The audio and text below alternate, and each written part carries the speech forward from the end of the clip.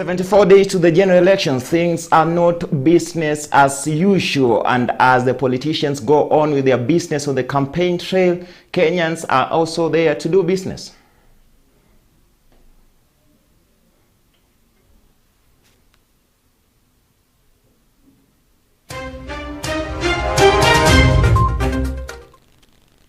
Huyu mbuzi sasa mumempaka rangi mpaka amekuwa wa UDA.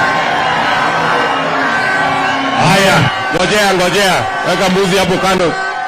Nichukulie hiyo mbuzi, nitanipatia shilingi 50,000 ya hiyo mbuzi. Endelee na. Jana. Wacha lete kuku. Leta hapa.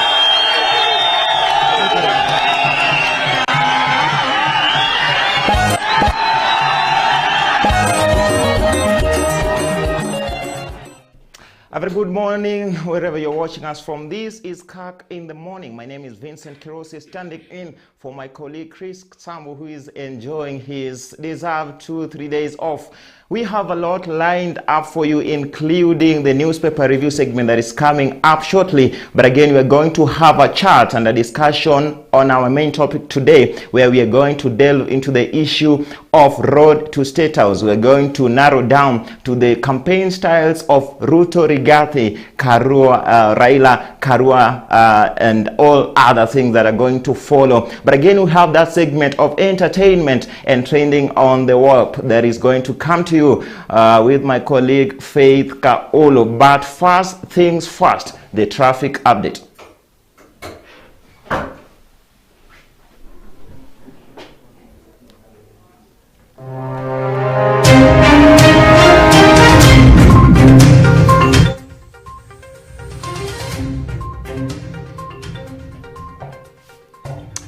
Let's have a look at what is happening on our roads this morning. I'm going to look at the roads. Thika Road inbound to Nairobi is as busy as usual, and looking at outbound freely flowing on Thika Road. We want to look at Mbagathi. Mbagathi is flowing freely through to Langata Road, flowing freely as well to town.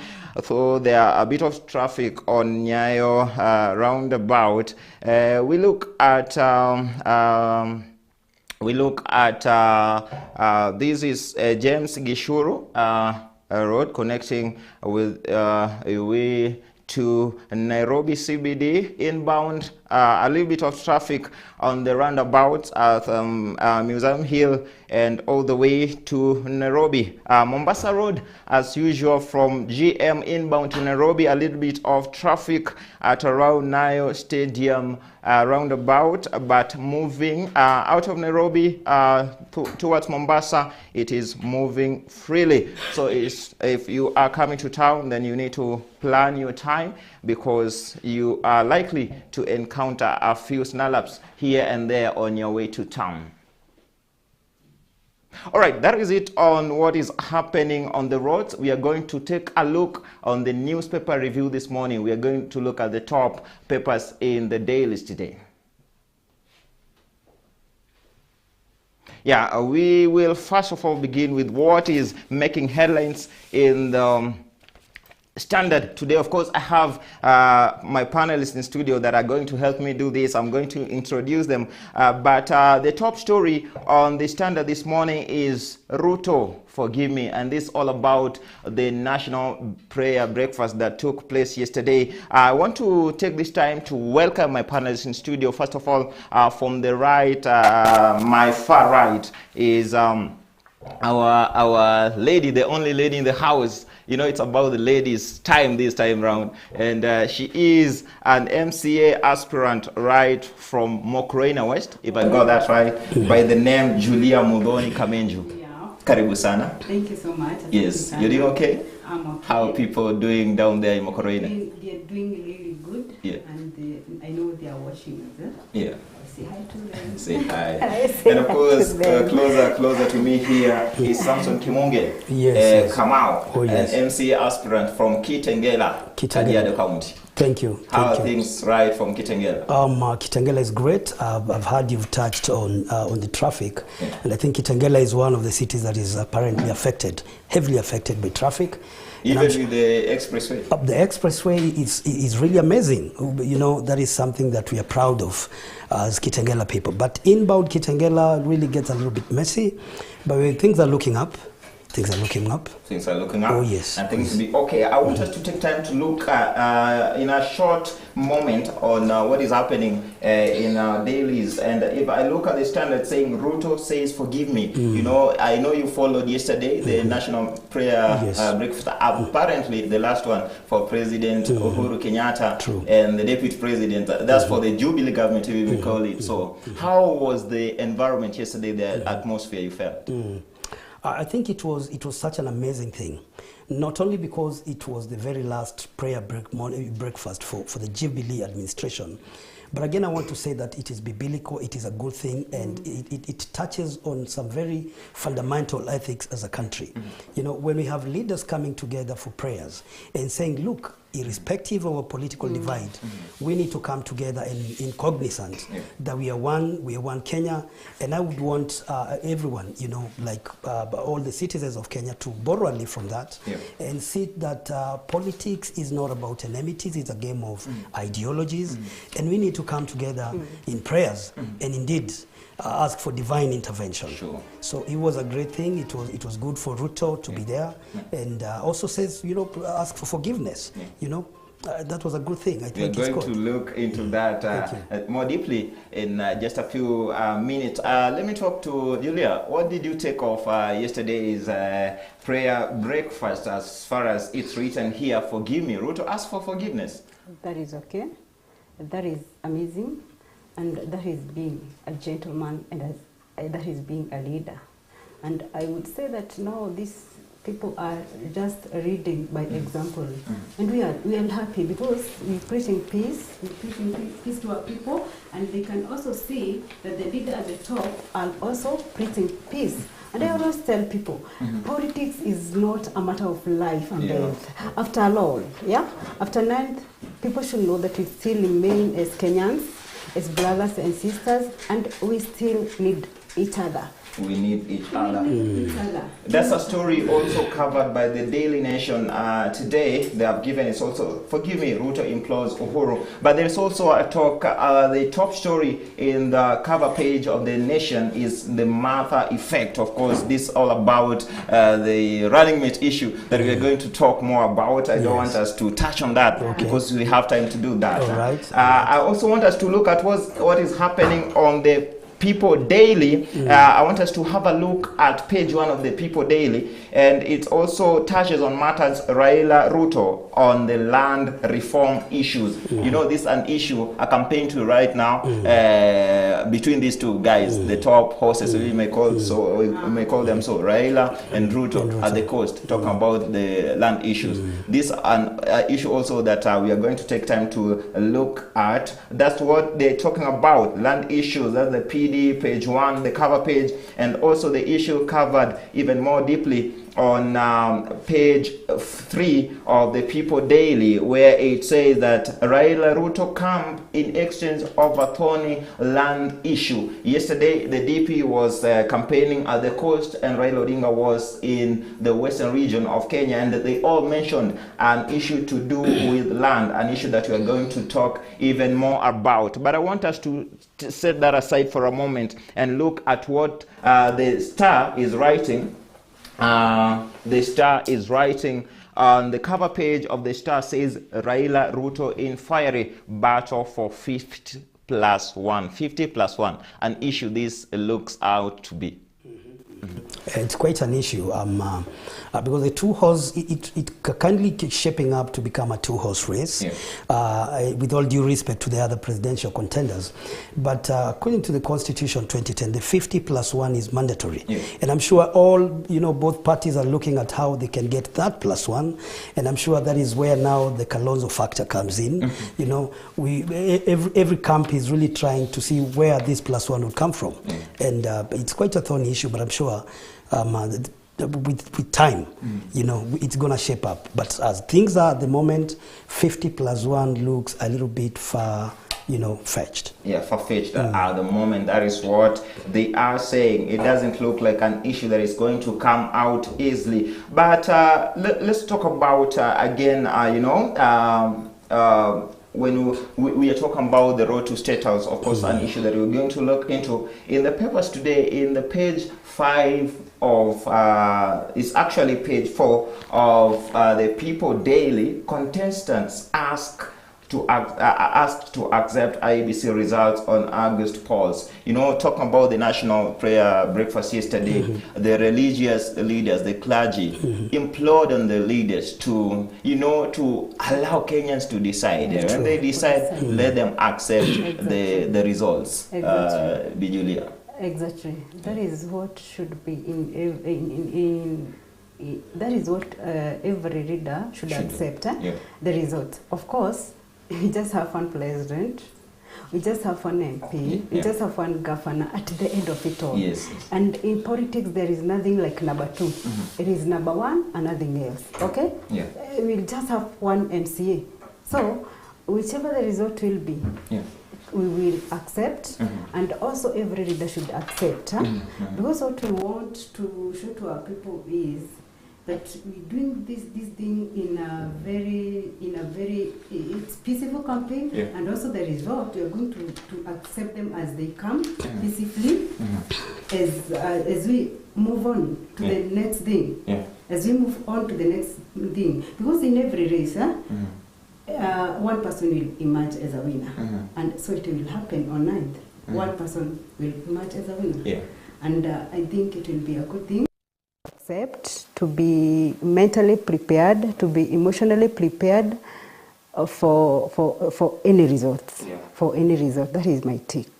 That is your take. The last page of the Daily Nation, if we might have a look at that, it says that Parliament approves 21 nominated as envoys, and there was a bit push and pull when the President Uhuru Kenyatta appointed or nominated a few guys to, as envoys to foreign countries. One of them being Bitangen Demo. I remember in Parliament when they were interviewing these guys, and they said Ndemo was a bit of more, do we call it extra qualified or overqualified for the position because of what he's done in the past. But again, you see like 21 of them have been accepted and have been cleared. One of them being Clement Zomo Kiteme, who is going to be Kenyan Special Envoy to Angola, Mary Mugwanja to Australia, Bitangen Demo to Belgium, Muthoni Gishoi to China, Gathoga Shege to Cuba, Salim to Djibouti, Ayubu Matiri to Egypt, Salim Boru to Indonesia, Paul Ndongo, Mozambique, Margaret Shava to Netherlands, among many others. I think that is all we can touch on the dailies today. There's a lot that has been covered. You can grab your copy of the Daily Nation, of the Standard, of the Star, your People Daily, or the Business Daily, and then get to see what happens.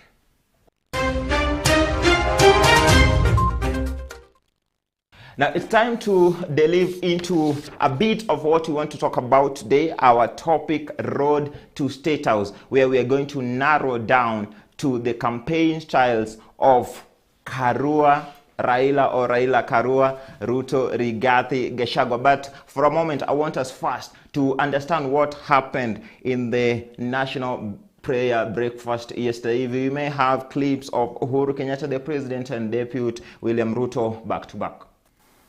Mine is to wish you all peace. Mine is to wish that we will end up much more united and stronger after this election than ever before. And to wish each and every person who is vying the best of luck, knowing that there will only be one winner, as we have been told. And our prayer is that we shall accept and be able to move forward and live to fight another day.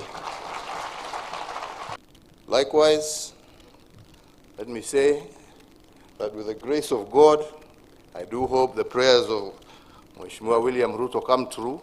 I'm really looking forward for a lot of peace and enjoyment in the years to come. So, with God's grace, tutakuwa tunaonana huko mbele. Asanteni sana. Thank you. I also want to thank my brother, President Uhuru Kenyatta, who's been my boss and leader, for the opportunity to serve with him the people of Kenya. My friend, President Uhuru Kenyatta, as you head to retirement, it's my prayer that God will give you every aspiration of your heart.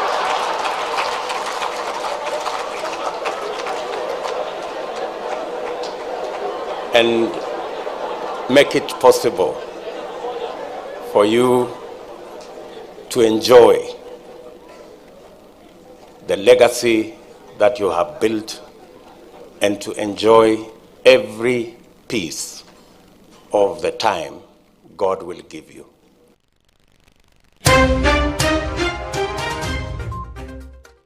Yeah, that is some of the sound bites from the National Prayer Breakfast, specifically from the head of state, Uhuru Kenyatta, and his deputy, William Ruto.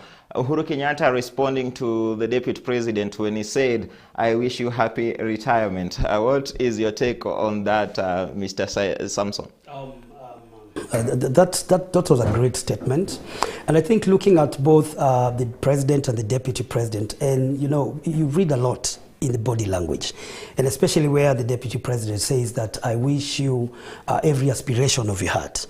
And looking at the political scenario today, I think we tend to want to believe and know the aspirations of His Excellency the President on his choice of candidate. So in other words, if the aspirations were to come to pass, that would be a big disadvantage to the deputy president. But again, taking it about a lighter note, I think it was indeed great. It was actually a show of statesmanship to both the president and the deputy president. And for Kenyans, it is good to actually note that they addressed each other as brothers, irrespective of the political temperatures that have been there. I think it's a good show of unity. Yes. Yeah.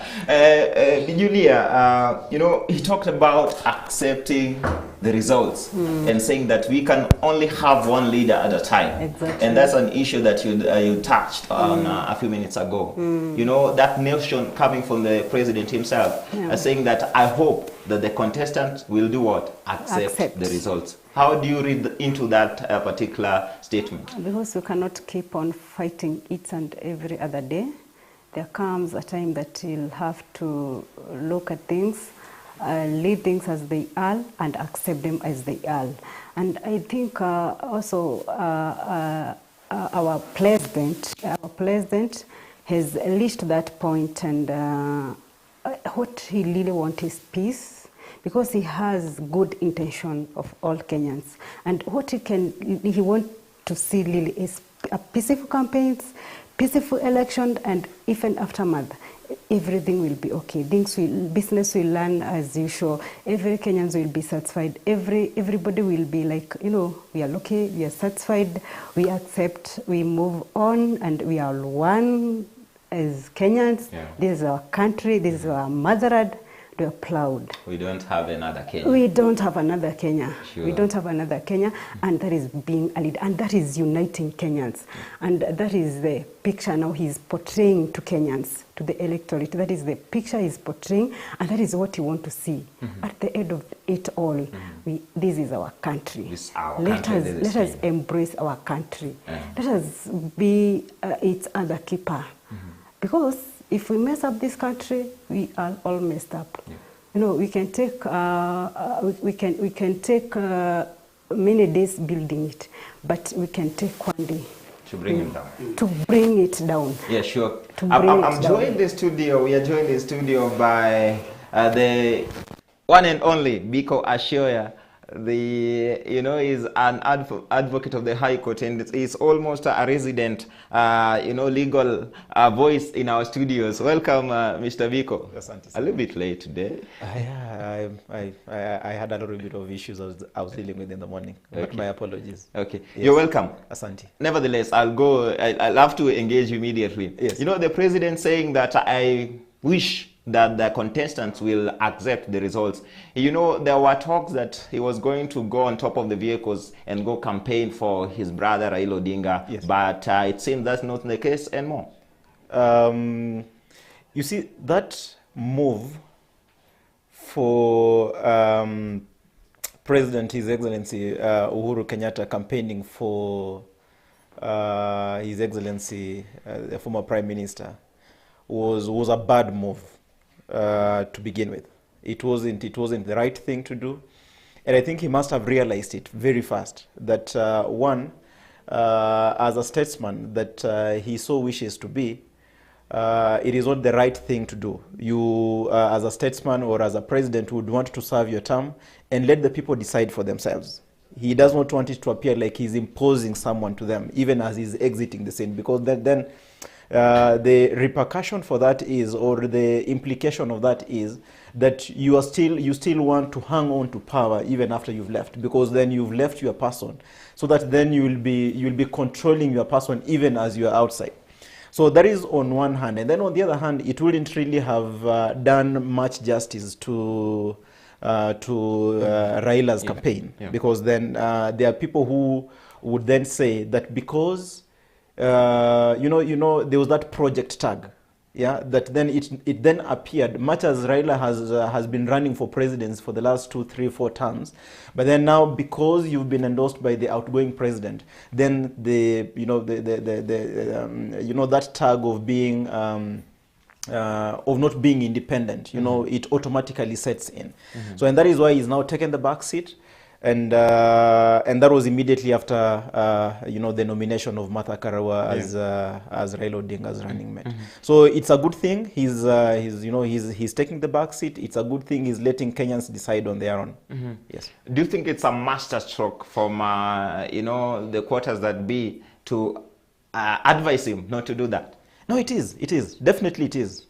My answer to that, it is. It's a very wise move. It was a very wise move. We may probably see him come at the tail end or once in a while, but then if he takes the center stage in Raila Odinga's campaign, it taints the person that is Raila Odinga. It taints his campaign, and so it was very wise for him to take a sidestep. It was wise from him to take a side step, and of course, those are the sentiments that came from the national prayer breakfast yesterday at Safari Park. But again, there were so many things that came up. Talk of the clergy. The clergy seems to be more vocal now. They seem to be having that voice back for the church, to stay away from politics, become that voice that is going to bring serenity in this political period. Mr. Samson. Yes, I think the clergy or the church at large need to be the voice of reason, and we cannot have our churches engaging in politics. But again, the same people that the political class seek to represent, the same people that they seek to oversight on, are the same people that the clergies are looking up upon. And therefore, to the best interest of everyone and the Kenyans at large, I think politics or leadership needs to be something viewed from a larger perspective, that even the church should take a center stage and say, yes, we need to be involved in this, because we do not have classes of people that go to church and classes of people that probably go to rallies. You'll find that in any political grouping, the same members that will attend rallies in their thousands are the same members who will be attending churches on Sundays or Saturdays. And therefore, the church should take a central role, and a very pivotal role, an advisory role, and bring these parties together and advocate for peaceful elections. Yes, I think that's a great move. Remember that you can also engage us. You can also join in this conversation this morning on socials, Kirk TV Kenya, Facebook, Kirk TV Kenya, on Twitter. You can also give your view on what we are talking about this morning, and we will be able to look at them as time moves by. There is an issue that I want us to talk about. We are going to give you time to talk about where you come from, the challenges, and what has given you that reason to, go for that position. But before we go into that, I want us to talk about today's topic, and this is the effects, of the campaigning styles of Karua Raila, or you say Raila Karua if you may, and Ruto Rigathi. For a moment, I want us to get sound bites, about this, about Karua's style and Rigathi's style. Tutakuja kunyunyuza maji, tutapalilia, tutaendelea kuongea nanyi mpaka siku ya mwisho watu wa mlima walio wengi tuko pande moja na ni pande ya Azimio. Tuendelee kuongea, lala na hiyo maneno, kesho yake tutaamkia kuongea. That's Martha Karua of the Azimio wing. And that is how she seems to, go to ground. Just talk easily, talk calmly, and say, people, we have come here to talk, Biko, how do you take that style from Karua? It doesn't have that punch, No, let me tell you one thing. The best thing that ever happened to Raila's campaign is Martha Karua. That is the best thing that has ever happened in his campaign. I'm not saying that in 2017 and in 2013, Kalonzo wasn't a suitable candidate or the very best candidate for him. But then the best thing that has ever happened to Raila Amolo Odinga's campaign is Martha Karua. Martha Karua comes in with a wealth of experience. Remember, this is a politician who's been in politics from way back in 1992. And before she got into politics, she was a civil servant as a magistrate. This is someone who understands the law, someone who understands politics, someone who has even vied for presidents before. So she comes in with, and then if you look at the history of how she's been doing her campaigns or how she's been doing her politics, she comes in as a no-nonsense person. We as a country are at a position whereby we, and Raila keeps on reminding people that we had the first liberation in 1963, then we had another second liberation in 1992. We are now at that stage where we are at what he calls the third liberation, and in the third liberation we are talking about economic liberation. And as a country, we are ailing from corruption. And corruption has been the thing that has been pushing us backwards for some time now. If someone will come in with the firmness of Martha Karua, with the focus of Martha Karua, much as on this other team, in the spirit of being neutral, on this other team we are talking about the bottom-up economic model. On the other hand, we are having a running mate who is telling Kenyans that, hey, look here, you know the kind of person that I am. This is the kind of person who, when she never agreed with the politics of NAC after 2002, when she worked with President Mwai Kibaki for 6 years, she resigned. Something that politicians in this country cannot do. So this is the kind of person who is coming in and telling people that, hey, look here, all the gaps where your monies have been disappearing to, I'm going to deal with them. And remember, Martha Karua has not just been appointed as the running mate, who is the potential deputy president. She's actually been nominated as well to head a ministry that is justice and constitutional affairs, right? So she's coming in to tell you guys that I'll be running a ministry and I'll equally be a deputy president. And I'm telling you that I'm a no-nonsense person. So try us out. You've talked about the ministry, but the opponents are using that bit of ministry because apparently she's been proposed to take over the Ministry of Constitutional Matters and Justice. Yes. And what the other wing, the Kenya Kwanza, is saying that the priority for the Raila Karua presidency is to change the constitution, because of that particular role that Martha Karua has taken, or she will take if they take over government next August. From a purely legal perspective, this constitution was promulgated in 2010. We are now in 2022. We are talking about 12 years after the promulgation of the constitution. We've actually tested that constitution. We've known where the loopholes are. Remember, when we were passing the constitution in 2010, we were saying it's not a perfect document. But then let us first test it. And we've enjoyed we have enjoyed the fruits of that constitution. We've also known its loopholes. If that constitution was not changed yesterday, if we're not going to change it today, we surely will change it tomorrow. It's a matter of time. It's not a matter of if we are going to change it. It's just a matter of when. So whether it is the duo of His Excellency the former Prime Minister in Karua, or His Excellency the Deputy President and Rigathi Gachagua, surely we shall change this constitution at one point. We cannot tie Kenyans to the notion of that these people want to get in to change the constitution. Let me ask you one question.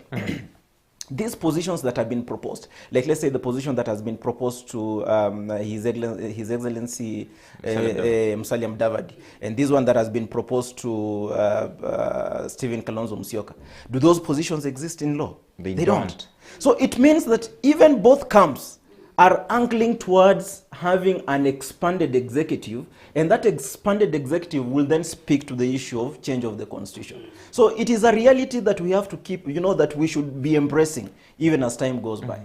Yes. I want to also bring in the only lady in the house, Julia. You come from Mount Kenya. Yes. You come from the ground, sort of to speak, because that's the ground now that has both proposed deputy presidents, so to speak. The effect of Martha Karua, the effect of Rigathi. You come from Okoroine, Nyeri itself. How things there? What is the effect of these two? The effect of these two, I would say, number one, you see, I being neutral, and also the lady in the house, Mother Wangari Karua being appointed as DP was a plus. I would say it was a plus. In Honorable Laira camp, it was a plus, because number one, as my brother has said it, Mother Wangari Karua, you know her as a lady. And if she decides it's moving this way, it's that way. And if you also look at the style of her campaign, you get to understand so many things. And you get to know that people now are seeing serious matters in Azimio camp. Okay?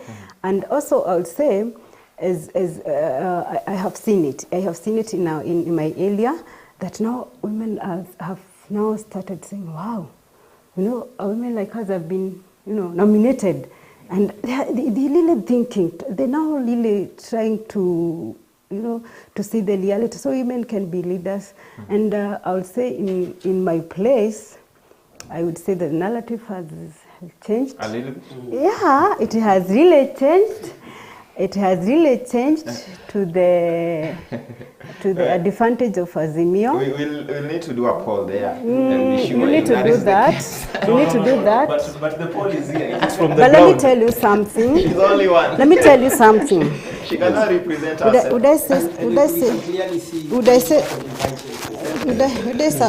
I say something? Yeah.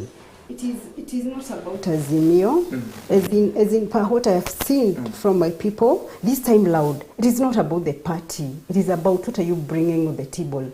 What do you have? And right now, I would say now the way things are right now, they're just like that. Just like that. And Rigathi comes from my place, that is Kalatina. Yes. And we were happy, people were happy there. But then something changed. Something changed. The wave changed. And things are just there. As I said, we don't have that authority. We love to do a poll there, maybe sponsored by Kirk TV, to ascertain what MCA Julia is saying. I want to look at a bit of your feedback on Facebook. There is one saying, Peter G. Kinoti, good morning. Say hi to my MCA Kitengela Ward, Honorable Sam Kamau. We also have one called Humble Chris Msafi, also from Kitengela. Kitengela people are watching. We also have Jacinta Mso. Great to have Mheshimiwa Kamau Tosha, MCA Kitengela. But again, we have so many people talking. There is also one from Moranga, saying, I'm glad to see the lady in the house. There is also one from, Kiamu saying, glad to have one of our own, MCA Julia, in studio. So continue sending your feedback on Facebook, Kirk TV Kenya, and of course, on our Twitter handle, KirkTV_KE, and we are going to look at them as time goes by. I want us to play a soundbite by the Honorable Rigathi Gachagua, then we compare the campaign styles, and he said to have that push. When he was being presented by the deputy president, he was, the analogy that the deputy president used to explain his choice, he said that he is a great grassroots mobilizer. Can we have that bite? Mungenipatia ruhusa nizunguke Kenya yote nimsaidie, na nyinyi mtanisaidia, tusaidie yeye. Rais wetu tunampenda Uhuru Kenyatta. Alituambia tuende kwa kitendawili, tukakataa. Si tulikataa? Sasa huyu mzee wa kitendawili saa ile ameona amekwama, ameenda kutafuta mama moja ati akuje aambie nyinyi muache Ruto muende kwa kitendawili. Inawezekana? Mungetaka kumwambia huyo mama ya Raila akwende.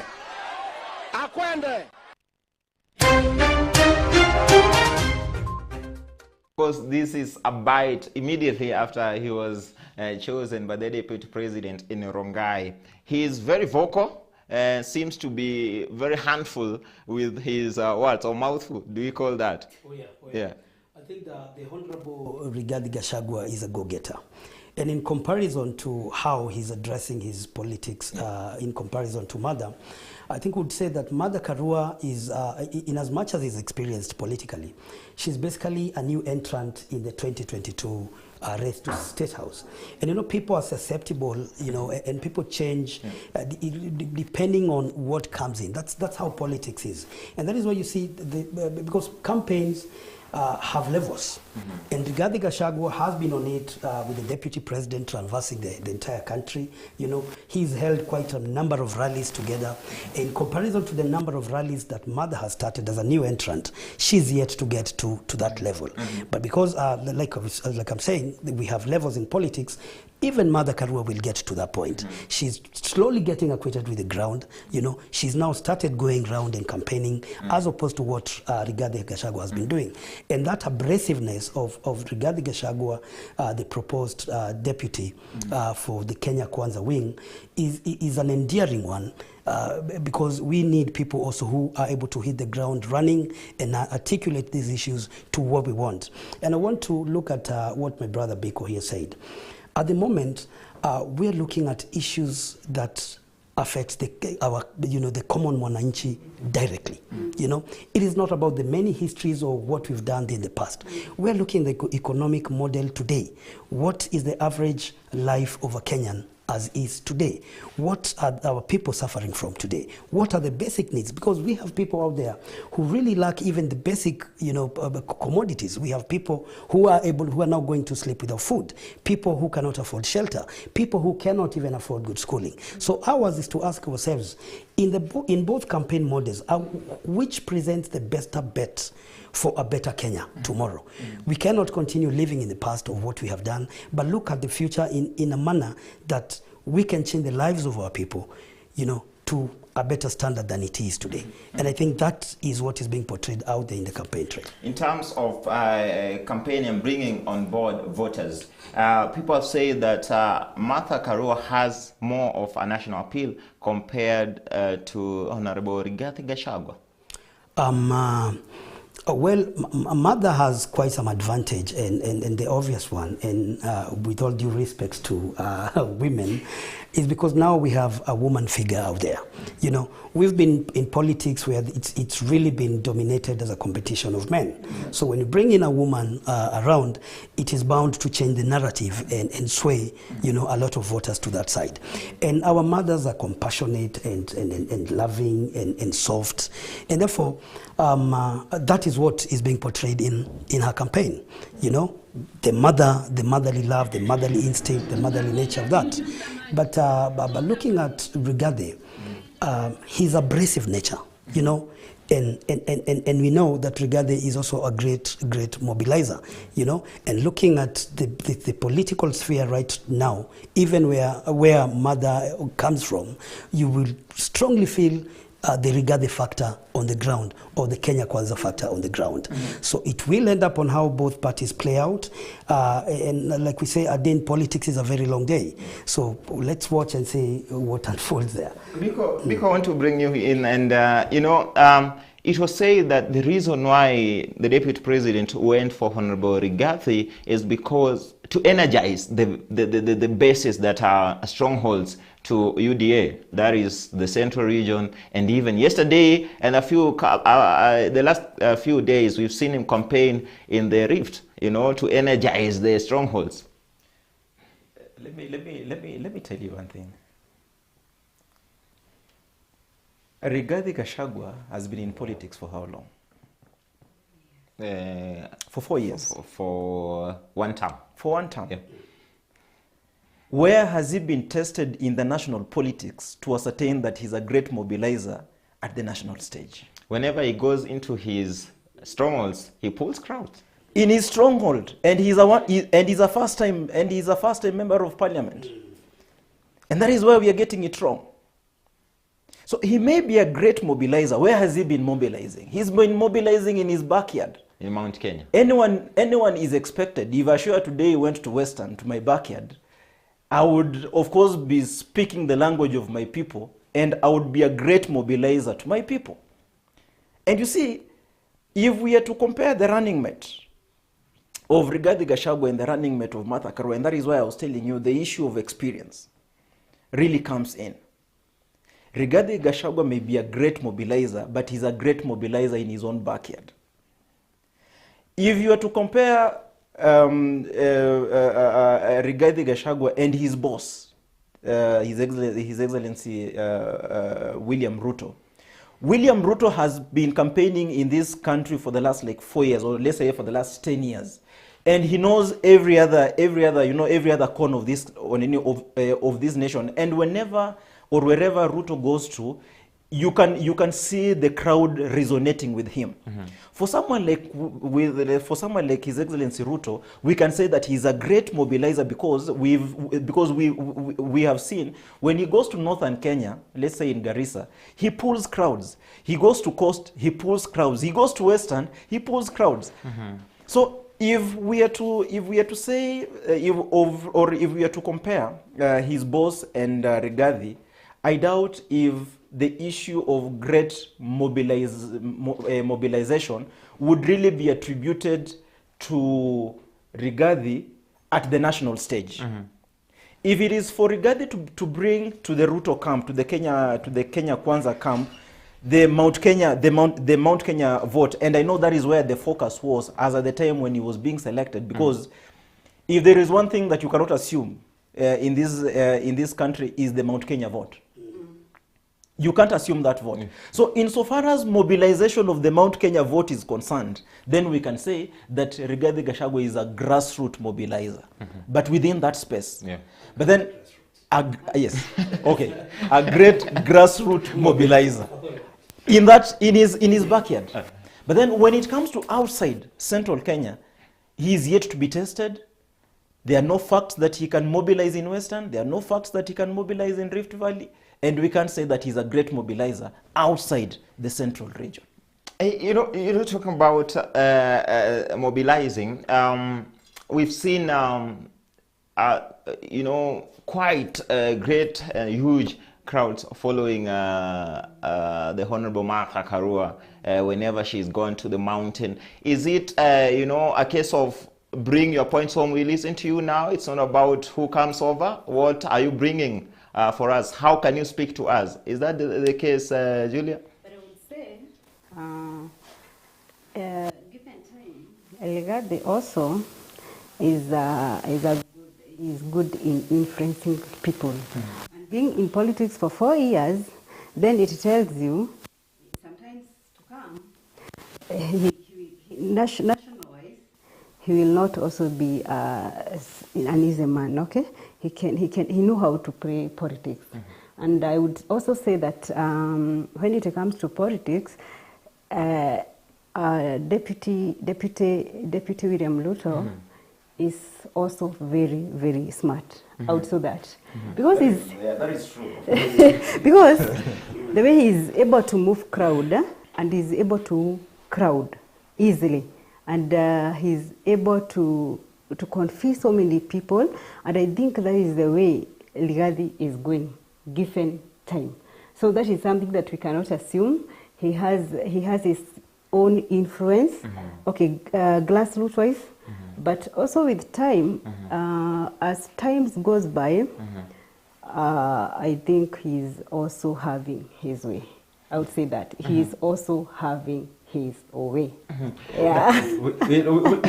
which may be true, and that is why. But you know, we have to extrapolate the Rigathi Gachagua of Mount Kenya, and then we bring it to the national stage. To the national stage. And you see, and when we talk about national politics, and especially politics of this time round, we are talking about even packaging of information. Just like my brother has said here, what is this that Kenyans wants to hear as of now, that they never wanted to hear 4 or 5 years ago? If what you have played on our screens is Rigathi Gachagua, who is still stuck in 2017. Why do I say so? I say so because when he is addressing the crowd, he's still referring to Raila Amolo Odinga as ule jamaa wa kitendawili. When is the last time that you heard Raila Amolo Odinga come to the national stage and tell people kitendawili? When is the last time? It is more than 5-7 years ago. But then you see Rigathi is still stuck in 2017. But you see, that is not the message that, because you see, I think Kenyans have gone past that stage. Kenyans, as of right now, are speaking a totally different language. And if you would want to take us back to kitendawili and all that, I think the communication team around the deputy president have some, they still have some homework to do, especially in panel beating Rigathi Gachagua, for him to start talking issues that affect people nationally, and not those that small time politics that he used to play back in his backyard. Let me tell you something. Yes. Also, Kenyans want to hear this bottom up thing, and sometimes people are so much carried away by those small things. They want to hear those bottom up, like lifting the mama boga. Of course, and definitely. Definitely, everyone wants to hear that. Everyone wants to hear that. Yes. And I think looking at it a little bit more deeply is that once you're out there in the field, and we need to understand that politics is first of all local before it becomes national. And when you look at how one is able to pull crowds, looking at Baba, or His Excellency, the former Prime Minister, he's a great crowd puller. So is, the deputy president, an amazing person. And therefore, looking at the the Honorable Rigathi Gachagua in his context as a grassroots mobilizer, I think he has performed well for himself. And I think that is what we really need to look at. Again, you also need to look at how the crowd is resonating with your message, because it is one thing to pull a crowd and there's one thing to pass across the message in a more coherent manner, and have the crowd work with you to be able to, to listen to every point that you're able to pass across, be it the kitendawili factor or the 2017, Rigathi being there for 4 years. But again, does he get the work done? That is what we're looking at. And across national politics, I think we have quite vibrant young leaders who've come up being first-time MPs, and they're doing very well. So I think gauging one's the potential to mobilize in terms of being a one-term MP will not be fair for the Honorable Rigathi. Yes, I know this is a chat that can take hours and hours of our time. But I want us to, before we move deeply to there's an issue here on land that has been perennial when it comes to politics, when it comes to electioneering years. Always land issue being used as a politicking tool. I want us to look at that. But for a moment, I want to look at your feedback. There is Robert Wahome. saying I'm watching from Simbi Roses. Thank you, Robert. There is this Ejidia Wangari watching from State Market, Nairobi. Say hi to Julia Kamenju, my friend, and was my schoolmate. You remember him? There's also Joe Kamenjo. This, I don't know, he's trying to steal your name, or you know him. Joe Kamenjo says watching from Corina West. Say hi to Julia Kamenju. And Job Gateru says, Kitengela, we are tuned. You know, it's your day. You seem to have a following today on our show. Biko, I'm trying to look for one saying anything about Biko. I'll have to struggle. He's not a good mobilizer. I want to mobilize my people to tune in. You didn't mobilize. Oh, your people are learned friends. They are in course right now. Apparently, the Kitengela populace did not need to be mobilized. I think Kirk TV is a popular station in Kitengela, you know, and I think when people now endear themselves to the station, then that's a good thing. Yes. So Kirk TV has mobilized in Kitengela quite well. I think the people mobilize themselves, you know. There's this issue of mobilization. We talk about now mobilizing using the land issue, and I want us to play a little bit of clips back to back on Ruto on land, and so Raila on land issues, especially on from the coast.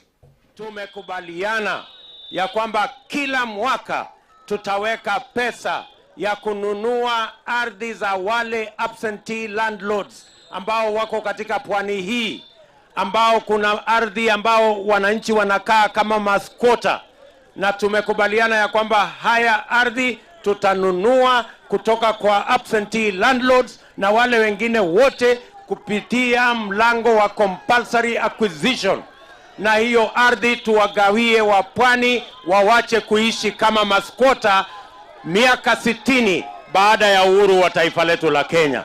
Wapwani tumekubaliana? Tumekubaliana? Na haya mambo yote sio maneno ya kuongea kwa majukwaa. Tumeandikiana mkataba.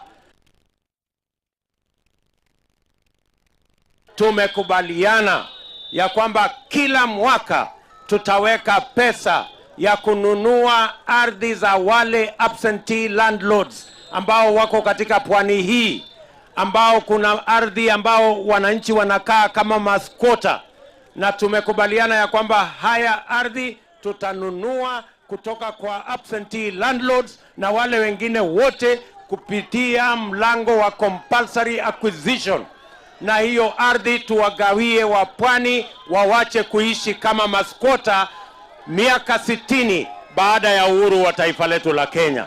Wapwani tumekubaliana? Tumekubaliana? Na haya mambo yote sio maneno ya kuongea kwa majukwaa.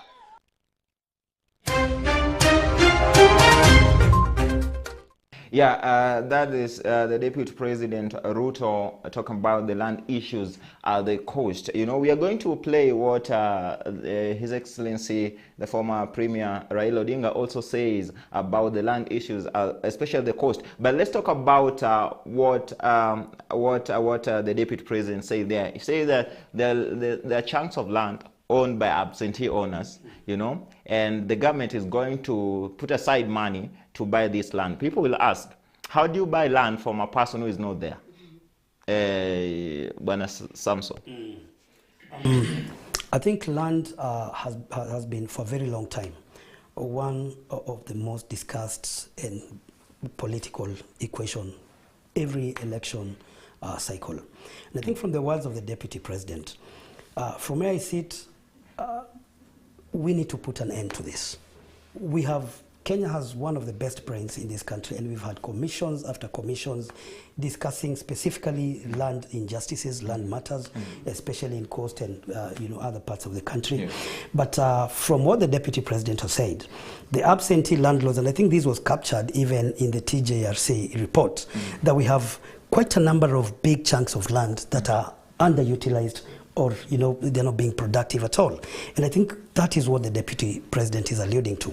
Well, that would come out as a very strong point, especially when you want to penetrate coast politics.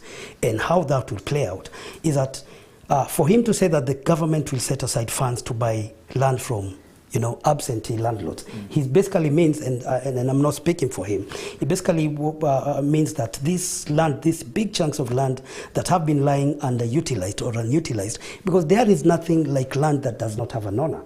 It just takes you to walk into the land registry and you'll be able to pinpoint exactly who the owner is. And that is where the conversation should start.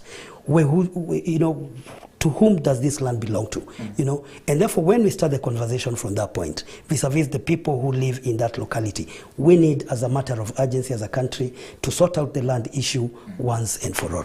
Once and for all, well, I want us to ask this question: is it becoming just a campaign tool? Because every year and then when we are going to elections, the politicians will come out with the issue and try to, sort of on the top of the cars, speak out on solutions. But before we do that, I want us to listen to what the former premier also says about the issue. Mtakuwa outgrowers na mtakuwa na haki ya kulima mashamba. Kama nataka sukari, yeye atapata. Lakini pande nyingine watu watapewa hati miliki ya ardhi wenyewe. Biko, I want to bring you in on that from that legal perspective of things. Is it just a campaign tool, or we need a solution into this once and for all, just like Samson said? Of course, it's a campaign tool. At least all of us in this room can agree that is a campaign tool, and it is something that has been, it's a carrot that has been dangled for a very long time, every other electioneering time. I want to contrast the two approaches that have been taken by the two national leaders. I honestly would go with Ruto's approach. If you look at the way Ruto is approaching the issue of land, he is coming in with solutions. He is coming in with proposals, and he's saying, we are going to, as a government, we are, from his conversation, you can get, the notion of someone who is saying, government is already accepting that there is, that there is a problem, that there's a, that there's a land problem. If it is only from the acceptance of government that there is a land problem that then they are going to provide a solution. Remember, my brother here has talked about the TGRC report. Yes. That report is gathering dust in some shelves somewhere, and it had very good recommendations, well thought out by what he says are experts of this country, learned people, learned sons and daughters of this country, and they gave very good proposals. Have those proposals been implemented? They have not. And if you look at the approach that Deputy President Ruto is taking, saying, we have accepted as government that there is a problem. And what are we proposing? We are proposing that government is going to set aside monies, and we are going to purchase land from these absentee landlords. And like my brother says, there is no single chunk of land in this country that doesn't have an owner. It is either it belongs to government, to a private person, to a public institution. So every other piece of land in this country has an owner. And once the government acknowledges that every piece of land has an owner, and the government makes a commitment that it is going to purchase this piece of land through what he calls the model of compulsory acquisition, then at least he's giving us a roadmap. Unlike what His Excellency Raila is telling Kenyans, tutapatiana hati miliki. Utapatiana hati miliki kutoka wapi? Kwa sababu haya ni mashamba ambayo ni ya wenyewe. You must tell us that before you get this, what he's not telling us is before you get the hati miliki, what is the process that you are going to undertake? And that is why, if you look at the approach between the two leaders, and this is me being very objective, if you look at the approach between the two leaders, at least Ruto is giving us the how, and not the end of the process, which of course will speak to the people, because even our absentee landlords, they are equally voters, and they are Kenyans. So you wouldn't want a situation whereby, or even someone like me who is yet to purchase property and probably become an absentee landlord, I wouldn't want a situation whereby there is that uncertainty that if I purchase land and I don't work on it, that someone is just going to take my land and then he issues hatimiliki to people without consulting me. Right? So if and this is just answering your question, if you look at the approach taken by the two leaders, I would very comfortably then go with the approach that has been taken by His Excellency.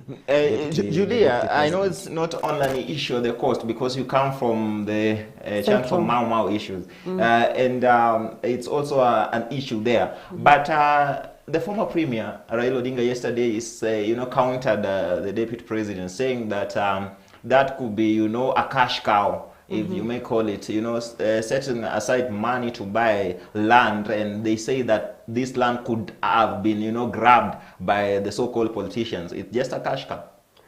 Yeah, I would say that, but let me tell you something. Some of these issues that our readers use are very sensitive issues.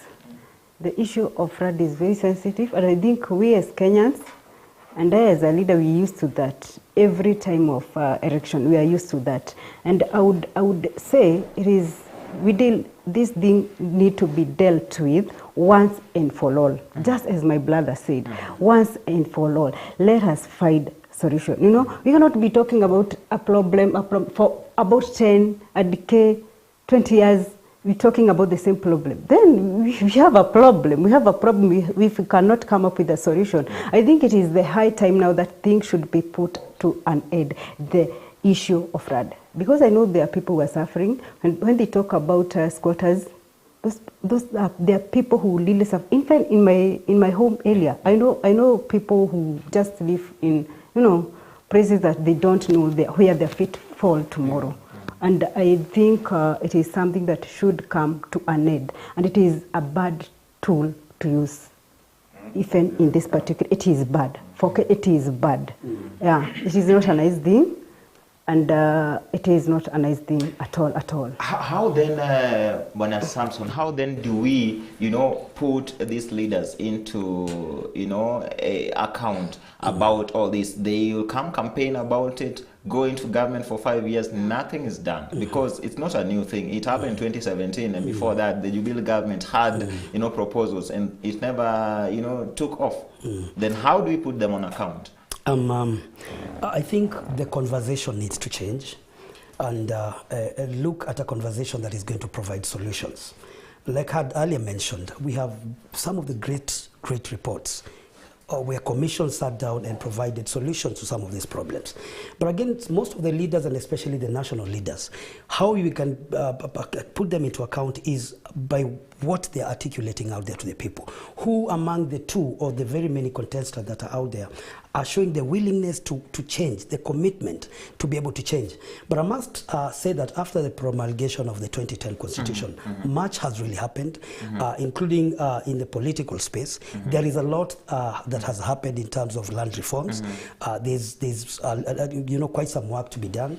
But again, I would also want to acknowledge that what has really been happening behind the scenes in terms of digitizing, land issues, trying to get wherever, parcels are where. I think it's a great thing, and we're headed to a great future ahead. So there seems to be light at the end of the tunnel. There's quite some light to it if we put effort and deliberate effort to be able to sort out this problem. Yeah. Yes. I want to give an opportunity to these two, great Kenyans. One is a gent, one is a lady, and they are going for seats from the respective areas that they come from. I want to begin with our, the lady in the house, MCA aspirant Mukurweini West, Julia. What is this one thing that you want to bring on board that the incumbent at the moment is not giving to the people, and you thought, no, this cannot continue? This cannot continue. Okay. Number one, I'm a youth mentor. And I'm learning so many programs in my home area, mentorship program, because I have the issues of young people at heart. And I usually tell people serving my community is a passion. It's something that I'm so passionate about. I have done it. I think this is my 15th year. I have done it. And I think there is a big gap that is left by the, I would say, by the sitting in matters of youth, and also in matters of women empowerment. Because women are the pillars in our community. They play big roles, you know, and also the way things are done. The way things are done in the aspect of the duties of MCA, I think we lack, there is something that we lack. There is a lot of, I would say that, confidently I would say that, there is a lot of corruption, and those are the things that I want to deal with, because I always say when you given work to, when you given opportunity to serve people, serve them. Don't you ever manipulate people. Empower your community, strengthen your community. You know, like. When you are financed, make sure that all that finances go to where it's supposed to be. You know, the work is well done. The work is well done. Everybody is satisfied, and there is something that we lack in our place. I would say that we lack public participation. That is something I'm going to introduce to my community, whereby you just sit with people. You know, we come up with ideas. They give you ideas. You tell them. And they give you ideas of what can be done in our community. And I think we are lacking that in our community. Public participation, whereby we engage people. It's a leadership to engage people, where people will feel their part and parcel of that leadership. And of course, there are so many things that I'm planning to. There are so many things that I'm planning to bring to our community. Let me tell you, we have a big challenge on matters of boy child, particularly in my place. And I have started a movement, #Let Us Save the Boy Child. #Let Us Save the Boy Child. I told somebody, let me tell you, you know, if we are following this way, and in front you see a big pit, there is a big hole there. You know, I cannot, if I go and fall, then my brother, I don't expect my brother to go to fall to the same pit. And we are supposed to do something. Now, our community has really suffered, especially on matters of boy child. What exactly about the boy child? Is it education? It is not about education. Drugs. And I'm talking abuse. about drugs. Yeah. I'm talking about drug abuse. It has really messed our boys. It has really messed our boys.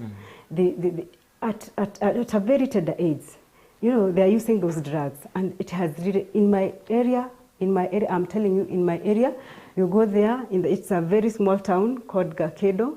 It's called Gakedo, other area, Tabai, and all those places. And it's pathetic. So how are you planning to handle this particular matter? Because it's a huge one. It's a huge one. How are you going to handle this as the MCA? As the MCA, this is the way I'm doing it. I have started programs whereby every holiday, when the school are closed, we mobilize young boys. We call them in places, and I call counselors. I call, you know, profession to come to talk to them. And in the next few months, I'm also going to introduce program that will be bringing them together. We can be planting trees, that we can be cleaning our communities. Just to engage them. Because young men have a lot of energy. And then there is something that I really support in my area, sports and talent.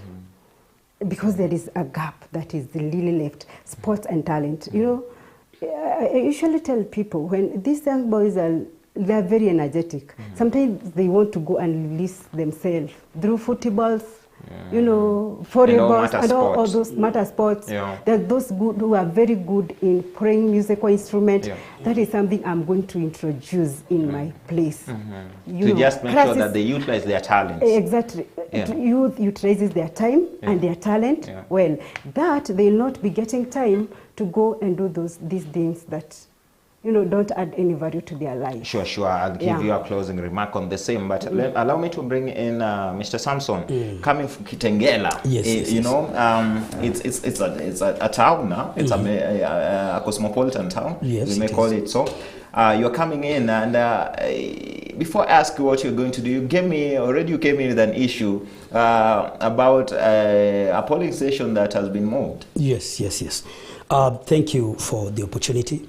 My name is Samson Kimunge Kamau, an MCA aspirant, Kitengela Ward. And remember, Kitengela Ward is one of the fastest growing town in this country, with a population of about 200,000 people and a voting population of about 38,000 voting strength. Now, you've delved into one of the thorny issue that is affecting the people of Kitengela. I'm coming in to offer up representation, oversight, and legislation. But you've mentioned something about voter disenfranchisation, something that really has happened for quite some time. And I think we need to look at it with the seriousness that it deserves. We have voters in Kitengela Ward, and that is the area we had a polling center that had over 25,000 voters. You know, according to IEBC, you do not move voters over 5 kilometers away. But we have seen the latest week that we have had voters who were moved from St. Monica and taken to a station called Ireteti, which is 51 kilometers away. You know, and looking at your Google map, that would tell you that you're going to have to spend 6 hours and 28 minutes walking distance. What does that mean to the voter, the common mwananchi? And remember, this being a town, we have people who cannot afford food, people who cannot even raise 500 a day or 100 shillings a day. And therefore, telling people to spend over 1,000 bob to go and vote, that is an illegality, and I think Wakili will delve in, quite seriously on this. What have we done about it? I have petitioned IEBC, and I'm sure I think I shared with you the petition, and IEBC were kind enough, and we got communication from the IEBC CEO, Hassan Majan, who acknowledged that there's a problem and gave us a promissory note that they're going to retransfer back, the people who were illegally transferred and bring them to a station that is a kilometer close by, which is Dr. Likimani. Well, we've had forces on the ground saying that this might not happen. We are worried as a people. We're getting numerous calls because we can see the verification window is about to come to an end, which is on the 4th of next month. And if this is not sorted out, it's going to affect all the voters across the board, from the presidency, cascading downwards to the MCA. And therefore, as a leader, what we're saying, we've had issues of computer errors before. But I want to believe that the voters who were illegally moved were moved by a click of a button. And therefore, our bare minimum and request is therefore to have the same button clicked and revert the same voters to Dr. Likimani, which is a kilometer, within the population. Otherwise, people are not going to vote, and probably we may not even have an election because it will affect the entire election. Let me bring in Wakili. Wakili Biko, what is the legal implication of such a matter that Mheshimiwa is bringing up, of disenfranchisation of voters, in that they are put in a situation that they may not be able to vote? See, at the end of the day, all that we want is to ensure that Kenyans use the minimum of their resources to exercise their civic right. So, like my brother is saying, you cannot expect that if I'm a resident at Kitengela, you are going to give me a polling station in Kiambu. It wouldn't augur well. And remember, Kenyans were given time to register as voters. Kenyans were given time to transfer their polling stations. So you cannot change the rules of the game midway, and that is what exactly speaks to what my brother is talking about. So it is a legitimate concern. It is a concern that would ordinarily get the favor of the right thinking members of the society. That if I registered as a voter in a particular place, then I have that legitimate expectation that as at the time when I was changing my polling station or when I was registering as a voter in a particular voting area, that the same will not be changed. So I would want to believe that probably it was a computer error, like my brother says, and even if it wasn't a computer error, he's taken the necessary steps to ensure that the same is addressed, and we are hopeful that the same is going to be addressed. And probably it may not be a problem in Kitengela alone. It should be a running call on the IEBC as the custodian of this electoral process to then interrogate and just look at what are these areas that some anomalies may have happened, so that then they are rectified in good time. Yes. Bwana Mheshimiwa Samson, for a minute, be it as it may, you've already put your name forward to be elected the next MC of Kitengela. In a minute, what are you going to bring to the people of Kitengela if they elected you? Great. Kitengela, like I'd mentioned, is a metropolitan and a cosmopolitan town, and one of the fastest growing towns. Today, it becomes a very big problem for our women, especially, or market traders, to do their business in an environment that is friendly, it's clean, and promotes business. That is a very big challenge. That is something that we have looked at as a community, and we're trying, and we're saying that we need to sort that out. We need to have our business people work in dignity. We need to give them conducive business atmosphere. We've had issues about legislation, whereby you find that our traders are overtaxed, if I may say so. The legislation is passed in the county assembly that does not favor the common business person. You find that you've set up a business, and yet you are being taxed for various aspects of within your business. You set up a small shop, you pay licenses for the shop, you put an M-Pesa in the same shop, it becomes a totally different, licensing. You put up a signage to say, this is Sam Kamau's shop, and yet you're also required to pay that. And Kitengela has been classified as a Class A town in terms of, the basic how taxation is done, and that is punitive to my thinking and to the larger extent of the people. And that is why we're saying we want to bring in legislation that is fair. We want to bring in conducive business environment. If you're touching on street lighting, which goes further to speak about insecurity, be it a national issue, security being under the MP's docket. But again, security starts with you. When we have street lights that are not working, when we have areas within Kitengela town that are dark, when we have roads that go into our estates like Milimani, roads going to Balozi Road, Baraka Road, Changombe, these roads are dusty, they are impassable. We recently have a road that have made traders to close their businesses, because with the short trains, they cannot conduct their business. So the people feel disenfranchised, they do not feel the representation that they need. So what we are saying is this: it is wrong for a town like Kitengela to be continuously marammed on the roads. If you walk through this country and Nairobi here, or Machakos, which is nearby, you find that we have one of the great roads. And I think my very good friend here can attest, from where she comes from, I think people are doing tamaking, up to deep in Bondo. But Kitengela being a stone throw away from the capital center, we are still having roads being marammed at the 21st century. Water is a big issue. Initially we used to have clean, fresh water from the Kaini. But as we speak today, I think you've seen memes all over social media telling you that if you want to identify someone who comes from Kitengela, he's covered in dust. Look at how dusty they are. That is the narrative that we want to change. And we can only change this when we come in as a people and address the problems together. So that is the candidature that I am presenting to the people. And I may say that I have had numerous support from the people. And I want to touch in on what my good colleague here said about a few seconds. All right, so what have I done in terms of women and youth empowerment?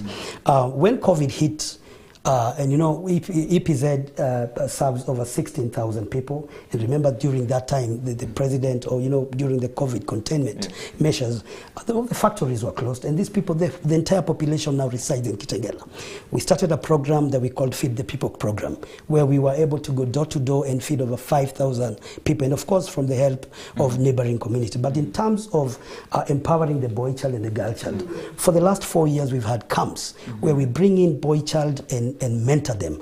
And I, being one of the mentors, and you know, I take them through life lessons and life skills. I have done that for over 4 years, and in conjunction with various groupings, PCMF, Kitengela Township, the ACK Church, and you know, quite a number of groupings in Kitengela. And we've mentored thousands and thousands of our children, because this is the future that we're looking at. So that is the candidature that I'm bringing on board. A solution-based leadership, so to speak, and that is what we need even nationally. I want us to look at the Kenyan perspective on what Kenyans are saying, especially about this issue of impeached impeached leaders wanting to come back to elective seats again, you know, those who have cases in court wanting to come back to election. My colleague, reporter Dennis Nene, went to the streets, and this is what he prepared for us. Approximately 73 days towards the general elections this year. Now, there have been puzzles everyone unraveling every day, with the Independent and Electoral Body Commission saying that those leaders who had been impeached by some of the national assemblies and the assemblies of their county assemblies not to be allowed to venture into the elections this year. Now today, I'm at Nairobi County just to speak to the citizens and hear what they have to say about the speech and about what the chairman of Chebukati said about the elections this year. Now, karibu sana. Hiyo naona ni kama inatakikana watolewe, kwa sababu kama wangekuwa sio makosa walikuwa naye, kama sio ni sasa si amekuja hapa town. Kwa nini alitoka hapa tena akaenda pale Mombasa? Si ni kuonyesha kwamba kuna ile kitu labda alifanya kule, ikawa sasa aende pale asimame na hapa na si hapa, kwani hapa alikuwa si ni watu walikuwa wamemtoa. Sasa hivi alitolewa hapa na wananchi. Kule si ni wananchi bado wako. Na si hiyo tabia ndio atapeleka kule, itakuwa namna gani? Sasa kama ni mtu kama huyo Waitito, yeye pia alitolewa na alitoka hapa Nairobi akaenda kule Kiambu. Kutoka Kiambu tena nataka kurudi, ingekuwa namna gani kweli?